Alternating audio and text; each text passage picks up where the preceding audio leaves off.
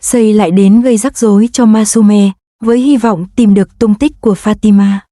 Điều này khiến Masume cảm thấy rất phẫn nộ, nếu anh ta còn đến nữa, bà nhất định phải khiếu nại. Nhưng liệu Say có thể tìm ra nơi Fatima đang ở hay không? Fatima và Saram đã ở nhà cụ bà tốt bụng được vài ngày rồi. Lũ trẻ rất thích Fatima, ngày nào cũng đến tìm cô để cùng chơi đùa. Fatima cũng đã gọi điện cho Medina vào buổi sáng, biết hiện tại Nasir đang chăm sóc mẹ mình nên cô cũng yên tâm phần nào. Mặc dù Zara và Say vẫn đang quấy rối họ, nhưng chỉ cần chúng không biết Fatima ở đâu thì sẽ chẳng làm gì được. Trong khi đó, Fatima cũng nhận được điện thoại từ Taki. Cô đã giải thích mọi chuyện cho cô Taki và dặn bà đừng nhắc về họ với bất kỳ ai. Taki vốn không biết chuyện của Fatima, nhưng vì Say đã đi tìm bà nên bà mới nắm được tình hình. Tuy nhiên, Fatima cũng không tiết lộ vị trí của mình cho Taki, chỉ nói là đang ở cùng một cụ bà. Nếu Say muốn tìm thấy họ, hoặc là phải đi tìm từng nhà một, hoặc là có người báo tin. Fatima không biết họ có thể trốn được bao lâu và cũng chẳng biết phải làm gì. Nhưng nếu Say cứ tiếp tục tìm kiếm thì sớm muộn gì, giấy cũng không gói được lửa. Fatima rất tức giận, cô không biết phải trốn tránh anh ta đến bao giờ. Saram cũng khuyên Fatima đừng buồn, anh sẽ nghe theo cô, tốt nhất là cứ ở lại đây cùng bọn trẻ vài ngày để xem tình hình ra sao. Cùng lúc đó, một người phụ nữ lạ mặt tìm đến Saram, nói rằng đã hẹn trước nhưng đến giờ vẫn chưa thấy tin tức gì và anh cũng không nghe máy. Hóa ra mọi chuyện đều do Mahin sắp đặt, có thể thấy Mahin đã vận dụng mọi mối quan hệ, nhưng không ngờ Say lại một lần nữa tìm đến nhà Masume. Cứ mỗi khi anh ta xuất hiện là y như rằng chẳng có chuyện gì tốt lành. Liệu Masume có tiết lộ chuyện của Saram cho Say không? Say vừa đến đã đòi biết tung tích của Fatima, còn hỏi Masume tại sao Fahad không nghe máy, và tại sao con trai bà vẫn chưa đưa con gái anh ta về. Cuộc sống của tôi và Medina không liên quan đến bất kỳ ai, tôi đi đây, Masume nói. Nhưng Say bắt bà phải gọi cho Saram để bảo anh đưa con gái mình lại. Masume thẳng thừng bảo Say rằng Fatima tự nguyện ở bên Saram. Anh không nên can thiệp vào cuộc sống của cô ấy. Trước đây anh có thể quyết định cuộc đời con gái mình, nhưng từ khi anh phản bội mẹ nó thì anh không còn quyền đó nữa. Fatima đã là người trưởng thành rồi, không cần anh quyết định thay, cô ấy đã có dự định cho tương lai của chính mình. Say hùng hổ đến rồi lại hầm hố bỏ đi, lúc nào cũng như bị ai túm đuôi vậy, nhưng anh ta chẳng làm gì được. Liệu Say có tìm thấy Fatima không? Say vẫn đang nỗ lực tìm kiếm tung tích của Fatima và Saram, liệu anh ta có tìm được họ? Đối với việc Say luôn ngăn cản cuộc hôn nhân này, Medina cũng đang tư vấn cách để tống Say vào tù hoặc nhờ cơ quan chức năng can thiệp, để con gái Fatima có được cuộc sống bình yên. Nasir luôn âm thầm ủng hộ phía sau, dù Medina có dự định gì anh cũng chấp nhận vì anh yêu cô. Chứ không phải để ràng buộc hay ngăn cấm, anh càng không muốn thấy cô buồn. Lũ trẻ cũng rất quý Nasir. Saram và Fatima vẫn đang được cụ bà tốt bụng cưu mang, nhưng lòng họ luôn thấp thỏm, chỉ sợ Say tìm ra thì họ sẽ suy sụp mất. Dù sống trong sợ hãi, nhưng nhờ có người yêu và sự chăm sóc của những người xung quanh, Fatima cũng tạm gác lại muộn phiền. Đúng như Saram nói, hãy cứ tận hưởng vài ngày bình yên đã, nhưng họ có thể ở đây bao lâu? Vẫn phải tìm cách để Say đồng ý, hoặc là bắt anh ta vào tù, nhưng phải làm cách nào đây? Nghĩ đi nghĩ lại, chỉ còn cách nhờ Medina tìm kiếm sự trợ giúp pháp lý. Hiện tại Taki cũng đã biết chuyện của Fatima và đang nghĩ cách giúp cô. Tuy nhiên, Zara và Mahin đã liên minh với nhau nhằm chia rẽ Fatima và Saram. Mahin sắp sửa lần theo manh mối để tìm ra Fatima rồi, liệu cô ấy có bị phát hiện không?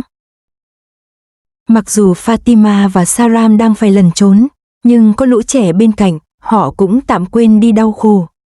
Ngay cả bọn trẻ cũng rất thích anh thợ quay phim. Fatima và Saram cùng đùa nghịch với lũ trẻ. Nhìn những nụ cười ấy, có lẽ mọi phiền não đều tan biến. Liệu họ có thoát khỏi sự tìm kiếm của Say không? Zara lại tiếp tục cuộc đối thoại bí ẩn với Mahin.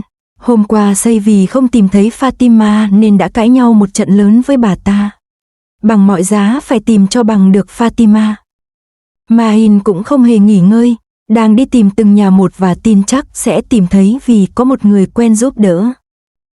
Người quen đó cho biết Fatima và Saram đang ở trong một ngôi làng cùng với một cụ bà.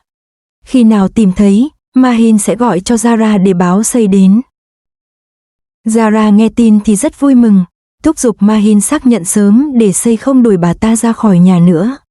Hai người đàn bà này đã âm mưu từ lâu, mọi hy vọng của Zara đều đặt cả vào Mahin. Trong khi đó, Medina và lũ trẻ đang chuẩn bị đón Tết Nowruz. Cầu mong một năm mới mọi sự hanh thông, mùa màng bội thu, vạn sự như ý. Lũ trẻ vui vẻ ca hát nhảy múa, Medina cũng chúc khán giả và anh thợ quay phim luôn hạnh phúc. Không khí đang náo nhiệt thì Nasir bước đến mang theo trái cây để cùng chúc mừng đại lễ. Nhưng không ai ngờ rằng, lúc này Say lại gọi điện cho bạn mình với giọng đe dọa, tuyên bố lễ cưới của Fatima sắp bắt đầu và không ai có thể ngăn cản. Đám cưới đó không phải với Saram, mà là với bạn của anh ta. Xem đến đây thật thấy Say quá hoang đường, các bạn nghĩ sao? Sau khi gọi điện, Say hùng hổ đến nhà Medina. Thấy cô đang cùng Nasir và lũ trẻ ăn mừng, anh ta tức điên lên, lao vào hất tung cả mâm cỗ. Medina vô cùng giận dữ vì ngày vui bị phá hỏng. Say còn xua đuổi Nasir, hai bên xảy ra tranh chấp kịch liệt, trái cây rơi vãi lung tung. Say quát tháo bắt Medina phải đưa Fatima về. Sau khi đuổi Nasir đi, Say lại quay sang uy hiếp Medina.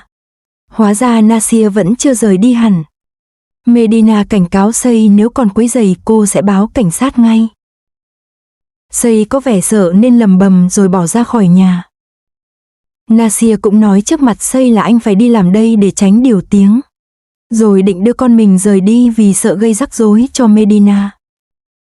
Cùng lúc đó, Saram và Fatima đang cùng cụ bà đón năm mới. Vì lễ Eid al-Fitr cũng là Tết của người Iran, họ trao nhau những lời chúc tốt đẹp. Fatima diện bộ đồ xinh xắn, họ chuẩn bị bánh trái cùng chung vui. Fatima rất nhớ mẹ và em gái, không biết bao giờ mới được về. Đúng lúc đó, Mahi gọi điện đe dọa. Saram nghe thấy thì cực kỳ tức giận, bảo mụ điên đó đừng làm phiền họ nữa. Fatima lo lắng không biết phải làm sao, Saram liền an ủi rằng có lẽ Mahin chỉ đang nói dối để dọa dẫm thôi, vì nếu thực sự biết địa chỉ thì bà ta đã dẫn người đến ngay chứ không chỉ gọi điện. Từ sau cuộc điện thoại của Mahin, Fatima luôn sống trong hoang mang. Cụ bà khuyên cô đừng lo lắng, chúng không tìm được đâu và cứ yên tâm mà ở lại. Còn Say lại tìm đến Zara để hỏi tung tích Fatima và khoe khoang việc mình vừa làm loạn ở nhà Medina. Trước khi đi, anh ta còn dặn Zara phải sớm tìm ra họ. Zara cảm thấy mình có thể giúp Say, vì Medina sẽ không bao giờ tha thứ cho anh ta nên bà ta phải tìm cách lấy lòng Say. Thấy Nasir đến thăm Medina, bà ta cũng rất tức tối và hạ quyết tâm phải tìm bằng được Fatima.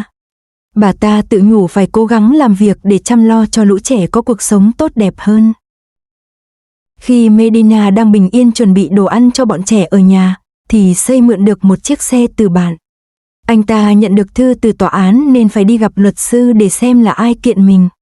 Đồng thời dặn Zara phải cẩn thận và chú ý tin tức của Fatima.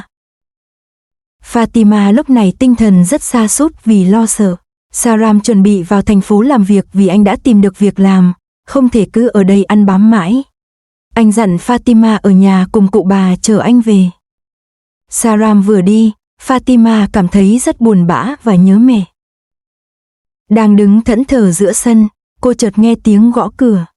Trời đất ơi, người đó chính là Mahin. Bà ta cứ đòi vào bằng được. Bà chủ ơi, tôi biết Saram và Fatima ở đây, cho tôi vào đi. Liệu cụ bà có mở cửa không? Cụ bà cảm nhận được người đàn bà này đến tìm Fatima với ý đồ xấu nên quyết không cho vào.